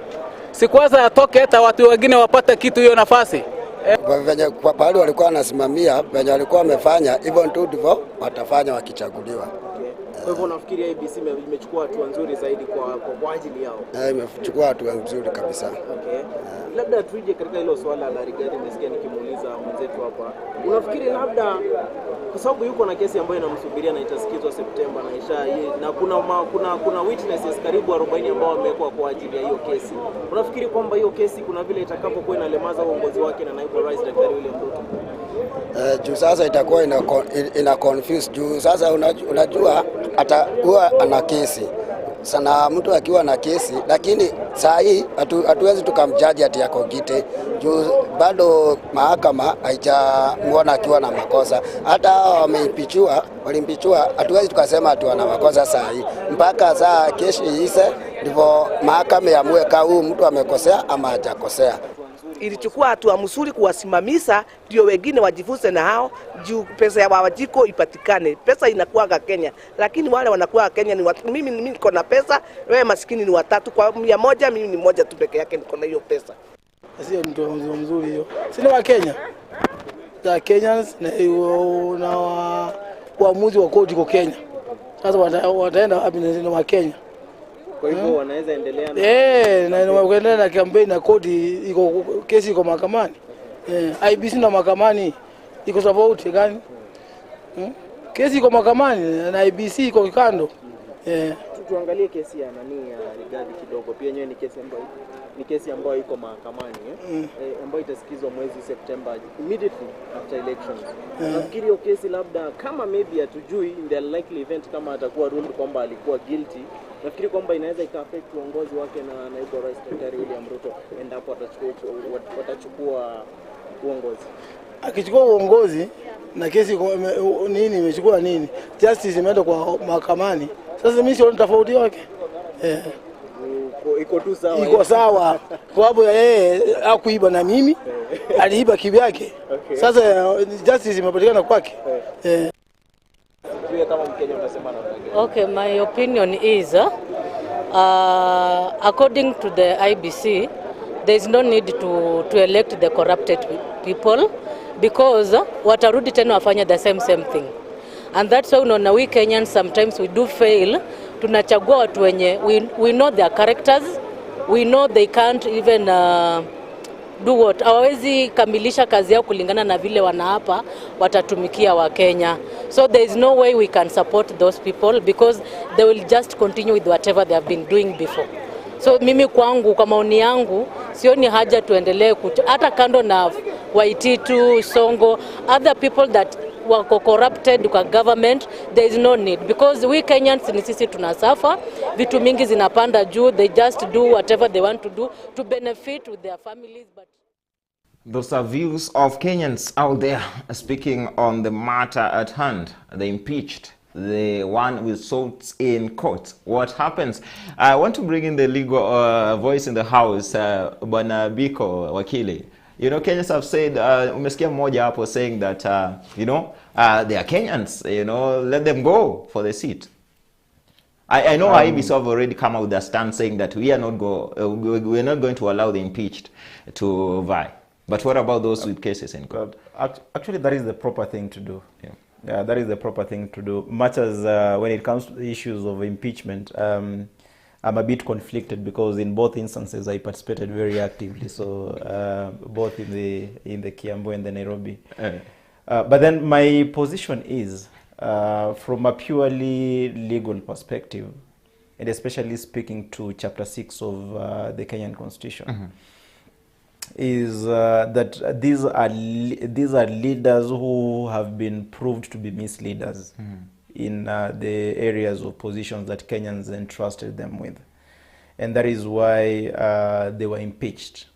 The fact is, and you know, impeachment is a political process that is aided by law. So we can't you know, we can't really say that, you know, it's a legal process.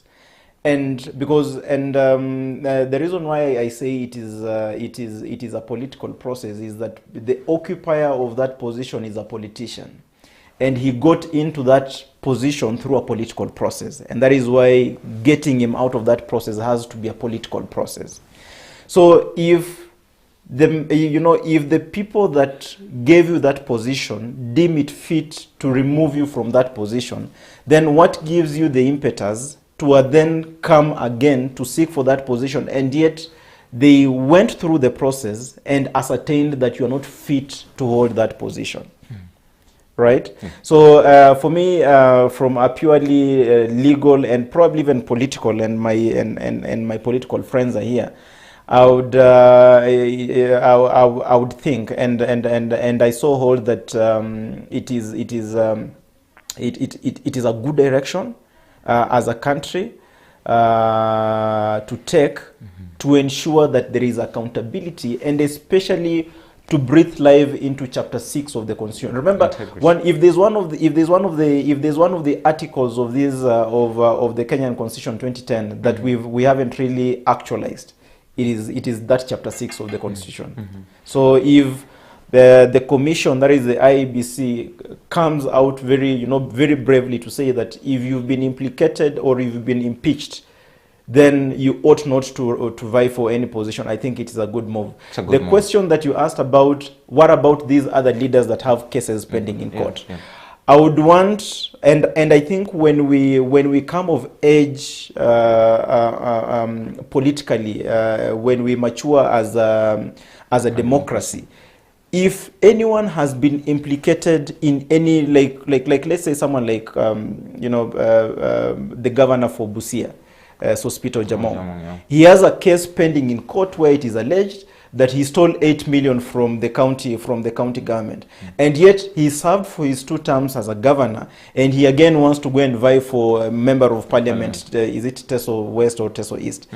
This is not the kind of leadership that we want as a country. For as long as you've been implicated, you've dipped your hand in the cookie jar, or it is suspected that you've dipped your hands in the cookie jar, you're supposed to take a hands-off approach and let other people serve. Because Kenyans, we are not, you know, we are 50 million Kenyans. Yeah. We are not short of leaders. Yes, sure. Leaders are here, seated here. I want to believe that this one's the first time.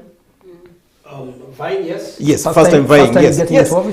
Let people who've served for 2 terms, and especially those ones who have questionable characters, exit the scene. We have able leadership here. Why would they insist on? We have able leadership. I want just your short take on this. Be Julia, what's your take on you know, people with cases in court impeached, but they want to come back? They shouldn't be given any chance. They shouldn't be given Why any chance. they shouldn't? Why should we keep on repeating the mistake? There was, you know, track record is very important. Track record is very important. So I would say they should be given any chance because there are other leaders. Just as my brother has said, there are other leaders that can take that position. What's your take, Bwana Samson? Yeah, I think I want to agree with Wakili. I thought for a moment he was about to endorse me for a serious, for a serious government position. But I think we crucify the leadership way too much, and that is where we miss the mark.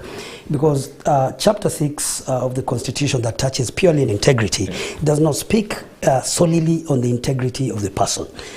We're looking at the integrity of even the institutions that are roughing feathers with these leaders. And therefore, when you talk and speak of integrity, before we look at that leadership, we have various institutions that are going, because remember, politics is not an event. It is a process that has so many angles until now you get elected into office.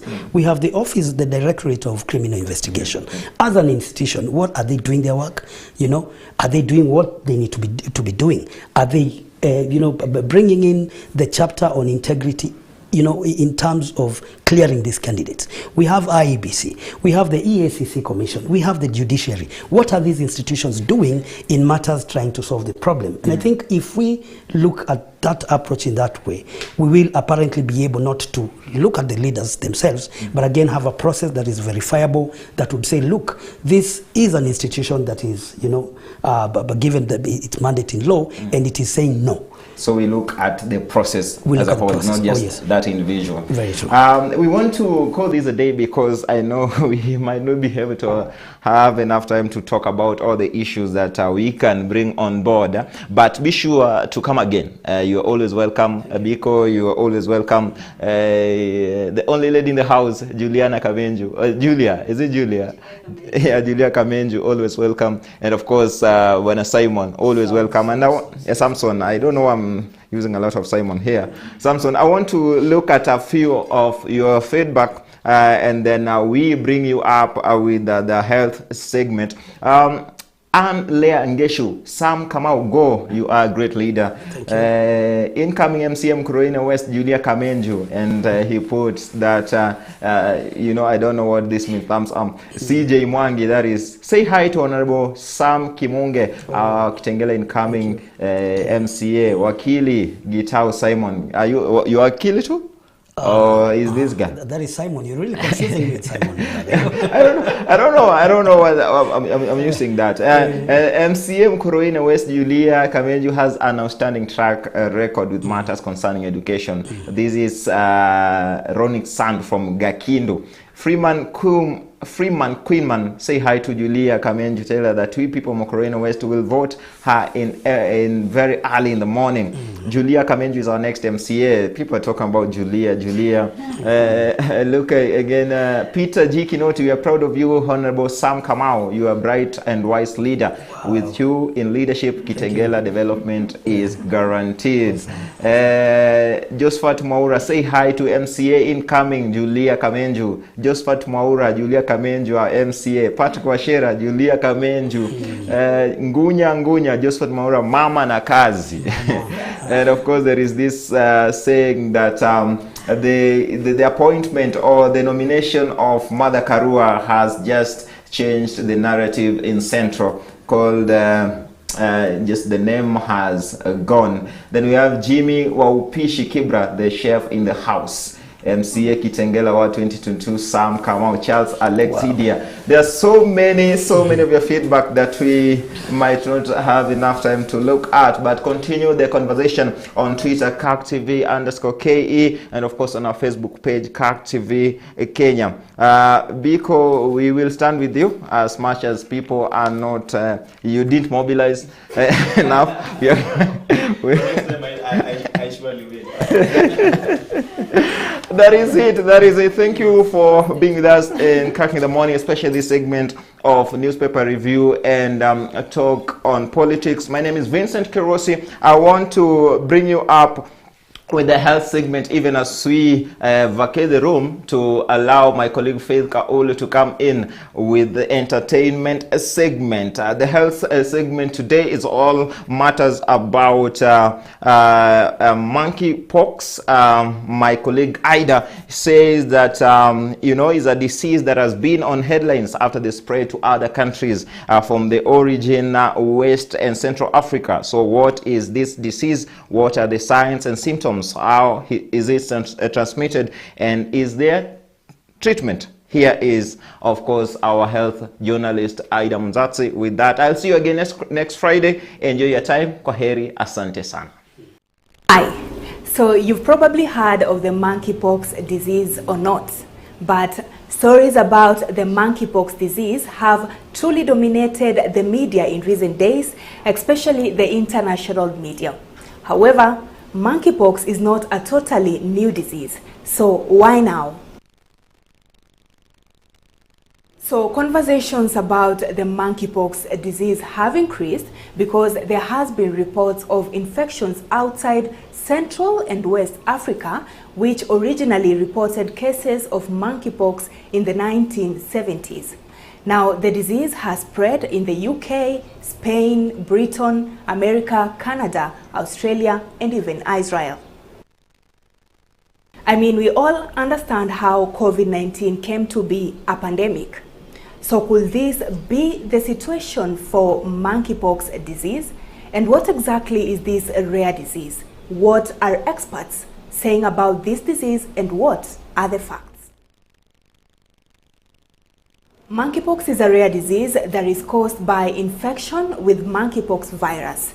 This according to the Center for Disease Control and Transmission.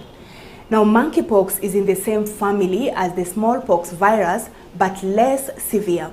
Monkeypox disease begins with fever, headache, muscle aches, and exhaustion. The main difference between symptoms of a smallpox and monkeypox is that monkeypox causes lymph nodes to swell, while smallpox does not. Within 1 to 3 days, sometimes longer, after the appearance of fever, the patient develops a rash, often beginning on the face, then spreading to other parts of the body. Now, the monkeypox virus was first found in monkeys, that is in 1958, but rodents are now seen to be the main source of transmission. Experts say that chances of transmission are really low and that human-to-human transmission is very rare, and risk to the wider public is also very low. But how do people catch it? Now, transmission of a monkeypox virus occurs when a person comes into contact with the virus from an animal, human, or materials contaminated with the virus. The virus then enters the body through broken skin, even if not visible, respiratory tract, or the mucous membrane, that is the eyes, nose, and mouth. Animal to human transmission may occur by bite or scratch, bushmeat preparation, and direct contact with body fluids. About the treatment, currently there is no proven safe treatment for monkeypox virus infection, but for purposes of controlling monkeypox outbreak, smallpox vaccine and antivirals are being used. Well, I hope that was informative. My name is Aida Muzatsi. See you again on the next segment of Health Insight, but as always, your health matters.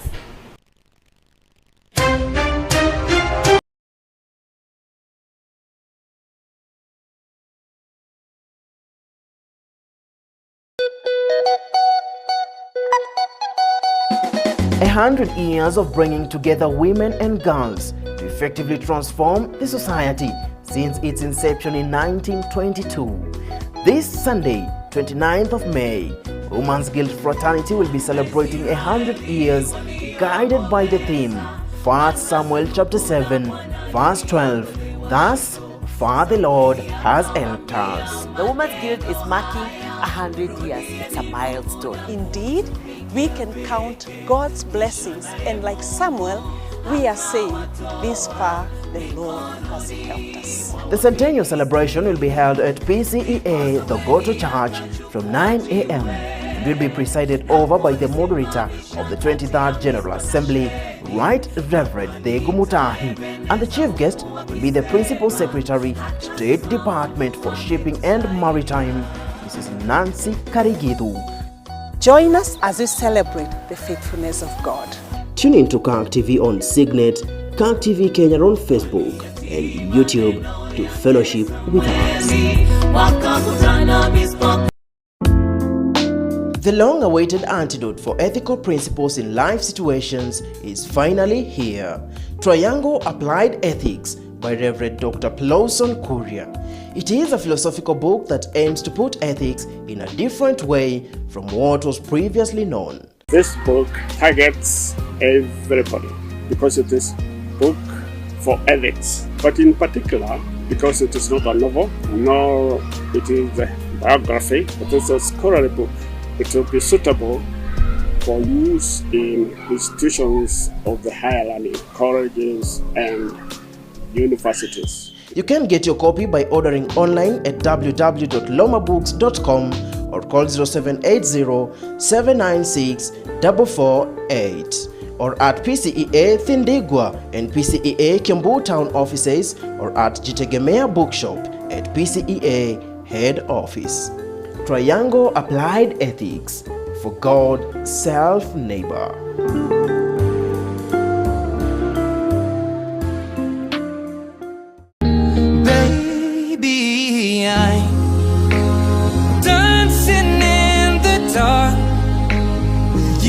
Between my arms, barefoot on the grass, listening to our favorite song.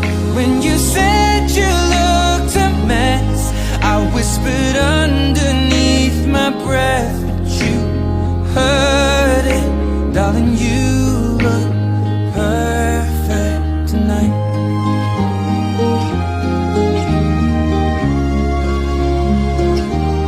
I found a woman stronger than anyone I know. She shares my dreams. I hope that someday I'll share her home. I found a love to carry more than just my secrets, to carry love, to carry children of our own.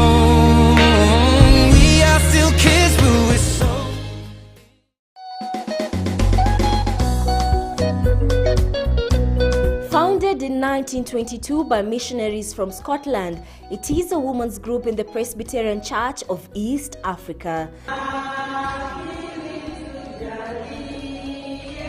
A fellowship of women and girls that has experienced exponential growth over the years. We have achieved greatly in terms of numbers because indeed Women's Guild have grown. Shaped and mentored the lives of young girls and women. I'm very excited and I'm very grateful to God for this opportunity.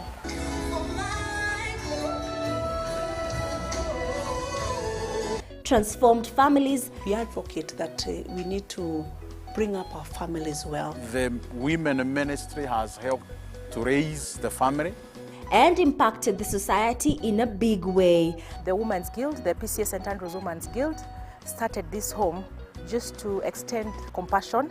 Na kikaibigia hata katika miradi ya kusaidia, miradi ya kutoa karo kwa watoto ambao labda wameshindwa kupata elimu, miradi ya kulipia watu mahospitali. As the Women's Guild celebrates 100 years since its inception, tune in to Kirk TV every evening from this Thursday the 26th of May to Saturday the 28th of May for an informative piece about the PCA's Women's Ministry, the Women's Guild, its history, impact, and the journey thus far.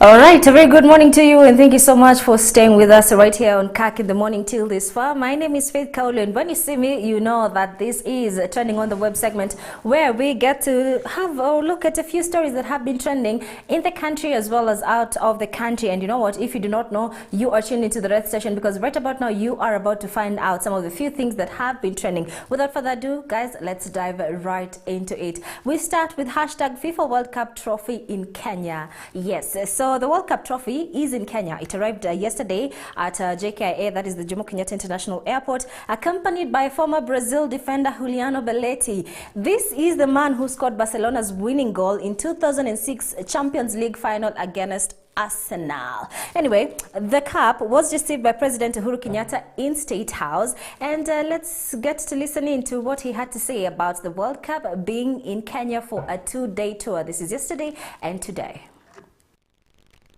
As we all know, the FIFA World Cup remains the greatest sporting extravaganza in the world. And across the globe, from big cities to small villages, the tournament is followed by every nation and almost every single citizen of the globe enthusiastically across many different parts of the world. So it is therefore, I believe, a moment of honor for Kenya as we officially receive the FIFA World Cup trophy today on behalf of the nation, and to recognize that the presence of the World Cup trophy here in Kenya, now for the 4th time, is without doubt an inspiration to our football fraternity and our youth in particular, giving them an objective to achieve greater football success so that football's top prize may one day hopefully be added to Kenya's trophy collection. Ladies and gentlemen, we must acknowledge that even though our national fortunes in football have not been as bountiful as they should be, football is nonetheless a strong part of our national fabric, and it remains the most popular. That was yesterday President Uhuru Kenyatta receiving the World Cup trophy that is in Kenya. And in case you wanted to have a look at it, take photos close to it, guys, it's at the KICC today, and there's a public viewing that will be happening all day. Fans and everyone are invited to go have a look at it, take photos, but you cannot touch the World Cup trophy. Anyway, Kenya was selected among other 9 countries in Africa who are going to receive the trophy. This is also South Africa and Tanzania. So after today, the trophy will head to South Africa, then back to Tanzania till the 1st of June. Such a pleasure, such an honor to have the trophy in the country. In case you want to go and have a photo, guys, you go at the KCC today. There's an event. Do that. Anyway, with that said, guys, for your information before we move on to the next story, is that this is the 4th time Kenya is hosting the coveted trophy, with earlier stops having been 2010 with President Mwai Kibaki, 2013, 2018, as well as 2022. Anyway, let's go to the next story. Is a Super Metro Sacco. The Super Metro Matatu Sacco unveiled the Nairobi Kitengela, a very new route, adding to the many other outside Nairobi. And as a way to appreciate its new clients, you know, they did a free ride, and commuters were so excited and happy. And guys, this Sacco, Super Metro, is receiving a lot of accolades from guys on social media, and they're saying Super Metro, there's something that they're doing that other Saccos are not doing. They're well organized, there's no rowdiness, no noise, and people have been wamesifia kwa sana. And let's have a few of let's look at what Kenyans had to say on Twitter about the Super Metro unveiling its new route, that is the Nairobi Kitengela. And we start with Confrad Dayfight, who says the owner of Super Metro should run for presidency. Just from how organized the Sacco is, people are like, who is the owner of this Sacco? You know, Mankind Prime says Super Metro is setting standards for Kenya's matatu industry. Only driver and conductor, no idling, clean and presentable buses, quick returns, soft control music, keep going. I mean, this is an opportunity for other Saccos to learn and see what Super Metro are doing. Anyway, at Stoner 254K says in 2025, Super Metro will be taking people to Mombasa at 50 bob. Guys, this I can't wait for this. In short, he's just saying they're very organized and their prices are fair, not exaggerated. Where in places where people are paying 100 bob, Super Metro will come and charge 70 or 80 thereabout. Tell me how you'd resist that. Anyway, at Nora7 says, my wish has been always Super Metro to take over all the routes, and it's coming a reality. They have good management. Super Metro, this is a call to you. Take over Nairobi, take over the country, take your buses everywhere, because Kenyans are excited. At Simora says, or we just convert Super Metro into a political party. Imeshika wa Kenya wote. And I'm like, guys, if Super Metro is to be a political party, that's it. They have a straight ticket to rule the country. Anyway, last tweet about Super Metro is farmer_254, who says, at this rate, Super Metro might be the first to have Turkana stage in Nairobi. Yo, that is funny. That is funny, but if they had, I wouldn't be surprised, just from how organized these guys are, how respectable they are. Customer service, A1. And you know, it's something Kenyans are saying, not just me right here on Trending on the Web, but Super Metro, keep it up, guys. Other Saccos, this is something you can copy. Look at what are they doing that you can do right, and make Kenyans and commuters in general very happy. Anyway, to the next story. Last time I was here, I told you about Fenty coming to Kenya, and guys, it is official. I told you, no rumors here, facts straight. So yesterday there was a gala dinner, and your favorite influencers were there. Talk from Joy Candy, Kit Kiare, and everyone else who you follow on social media was at the gala night held yesterday. And today I believe they have launched, because it is already past 9 a.m. They were to launch on all Linton's stores their products now available in Kenya. So this is what Kenyan influencers have been receiving all over the week, goodies from Fenty. Let's have a look at what the products contain.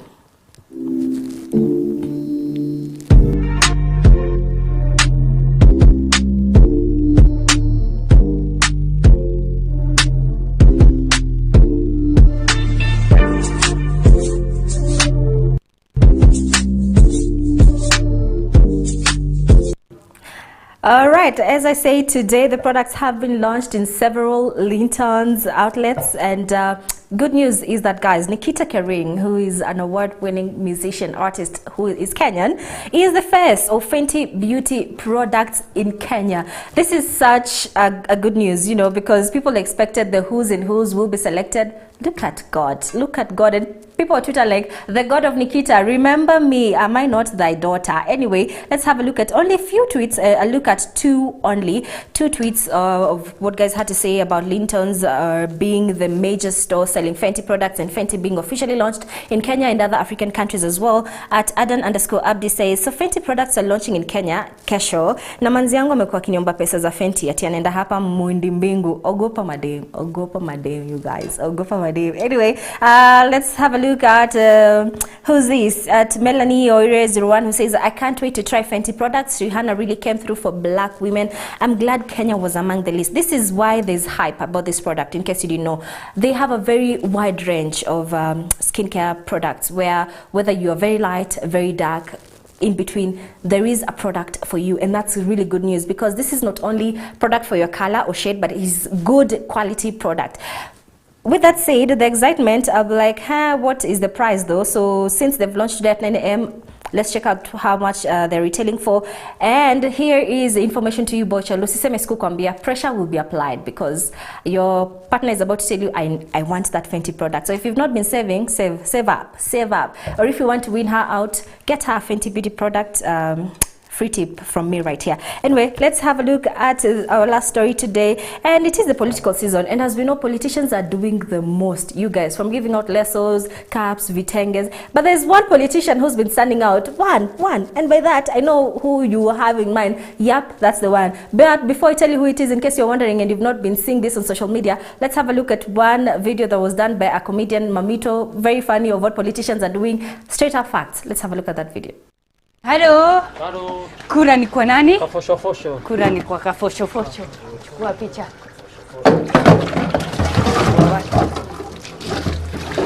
Hakuwapi hiyo kijana pia tupige na yeye picha. Kuja hapa tuoneshane venye nasaidia vijana kuosha vyombo. Piga nikiwa hivi. Kuja kijana. Nice. Mupe kitu. Okay. Oh my God, guy! Wow, this is sad. Hii ni sad sana. Jambo la kushtua. What? Usijali, mpeka 50. Kafosho. Nasikia vizuri. Pore. Iko manifesto yangu, tunaleta mabadiliko. Umepata picha? Aya, mpeka feje. Hiyo ni shoni.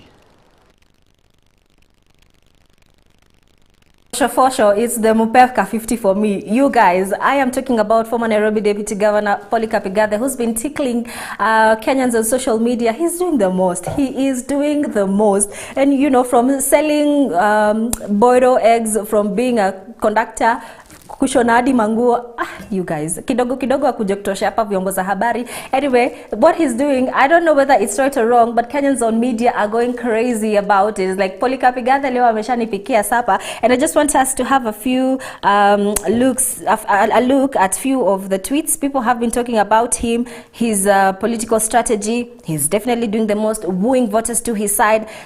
Is it something that will work for him? I think we'll wait for August 9th to get and see and get to know whether indeed Kenyans were wooed. But as of right now, let's have a look at some of the tweets. Dan Zioka says, mkiona Polycarp Igathe mwambieni gari yangu ni chafu, ama vota in Kino aende oshewe gari, manake kura tayari ashaipeana ni ya Polycarp Igathe. Polycarp Igathe right there akiwa kwa tailor shop anasema at Youth Advocate KE, Polycarp Igathe is really doing a good job connecting with the masses. Now people are falling in love with him. His competitor Sakaja is busy applying makeup. Kitaeleweka. By the way, August 9th, kitaeleweka. We'll get to know whether indeed people fell in love with him. Ama niaje. At DK Gadhirimu says some of the skills Polycarp Igathe is displaying must have come from prison. Cause ya tailoring ametoa wapi seriously. Soon there'll be a photo akikula ugali mbichi na supu ya maharagwe. We ngoja tu. And I'm like, yo, this guy has already surprised us. So we even expect anything at this point. At Marvin Kiria says, my girlfriend wanted to leave me, but Polycarp Igathe talked to her. We are back together. What a man. And I'm like, wow, what a man. Polycarp is definitely doing the most. And Atril Jerry says, I have visitors tomorrow. I hope Polycarp Igathe can come and make the chapatis. Ha is what I'm going to say. However, you guys, not everyone is receiving this stance very well, because others are like, you know, we need to see a manifesto. We need to know what is it you're offering us. So at Ron Mike says, let him mend himself first. We don't elect leaders who are cowards, who run away when they face the challenges within. Therefore, I urge Nairobians, the writing is on the wall. Polycarp Igathe is not the right person to lead our capital city. He disqualified himself, then please.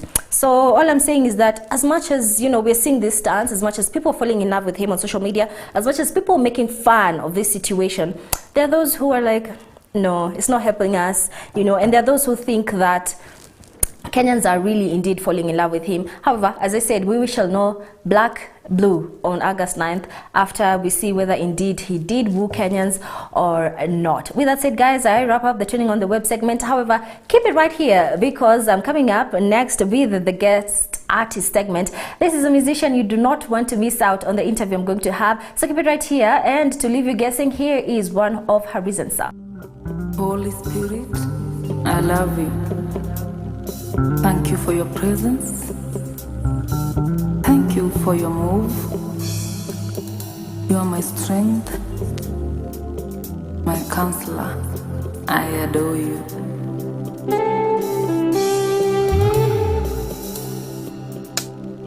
Holy Spirit, Holy Spirit, you are all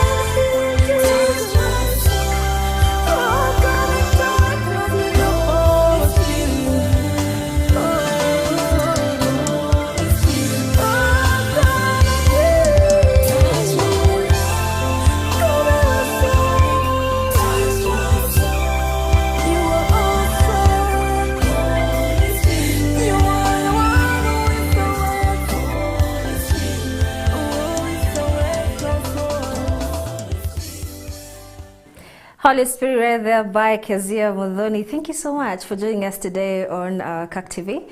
Kirk in the morning. Such an honor to have you, and you look dashing. I must say, you look amazing. Thank you. Yeah. Yes. So Holy Spirit is your recent song released a month ago, I believe last month. Yes.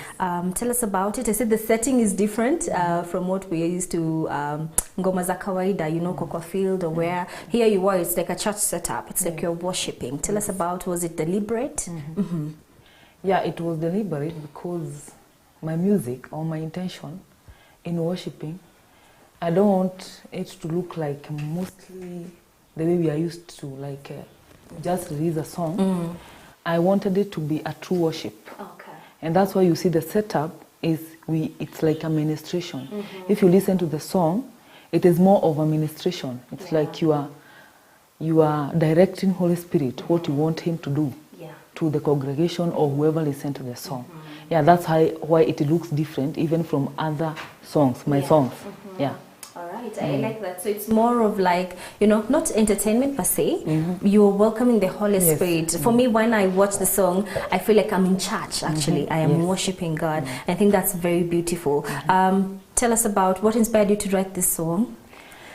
The reason why I wrote this song, or what inspired me, of course, it is the Holy Spirit who dropped the song to me.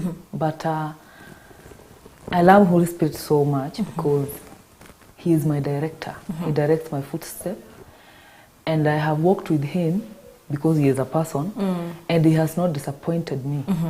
And wherever I am in despair, wherever I am anything, even when you are sick,